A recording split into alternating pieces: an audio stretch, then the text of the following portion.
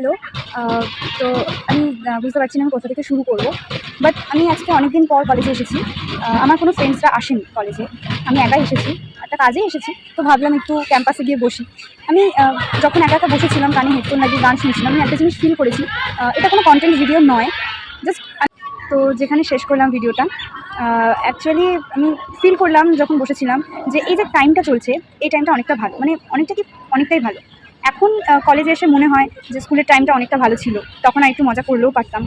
কিন্তু এই যে টাইমটা চলছে এখন, এই টাইমটা সত্যিই খুব ভালো। মানে এই ক্লাস বাঙ্ক করে ক্যাম্পাসে এসে আড্ডা মারা, তারপরে বিভিন্ন জায়গায় যাওয়া, ঘুরতে যাওয়ার প্ল্যান করা, সেটা হয় বা না হয় সেটা আলাদা বিষয়। কিন্তু এই যে প্ল্যান করা, ঘুরতে যাওয়া, ফ্রেন্ডসদের সাথে একসাথে বসে আড্ডা মারা, গল্প, সব কিছু এগুলো যখন আমরা পাস আউট হয়ে যাব তখন হয়তো প্ল্যানিং হবে যে চল একদিন ঘুরে আসি, কিন্তু আর কারোর হাতে কোনো সময় থাকবে না, সবাই বিভিন্ন কাজে ব্যস্ত হয়ে যাবে।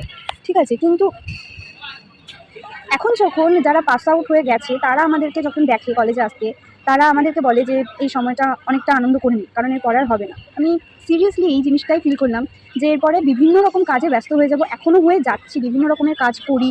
সবাই প্রত্যেকটা মানুষই বিভিন্ন রকম কাজ করে। তারা তাদের কাজের জন্য কলেজে আসতে পারে না। যেমন আজকে আমি একা বসে বসে এগুলো যখন ফিল করছিলাম, কলেজটাকে বড্ড ভালো লাগছিল। যেরকম এখন স্কুলের সামনে থেকে হেঁটে গেলে স্কুলটাকে বড্ড ভালো লাগে, সেরকম কলেজটাকেও খুবই ভালো লাগছে। যেন মনে হচ্ছে এখান থেকে আর বাড়ি না যাই, অনেকটা সময় কাটাই।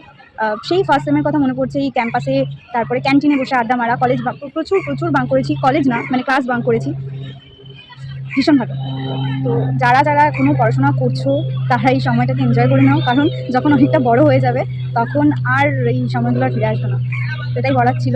প্রচুর ভালো লাগছে, এখন শীতও পড়ে গেছে, রোদের মধ্যে বসে থাকতে খুব ভালো লাগবে। ক্যাম্পাসের পুরো দৃশ্যটাই চেঞ্জ, খুব খুব ভালো লাগবে ক্যাম্পাসে বসে থাকতে এখন। বাই।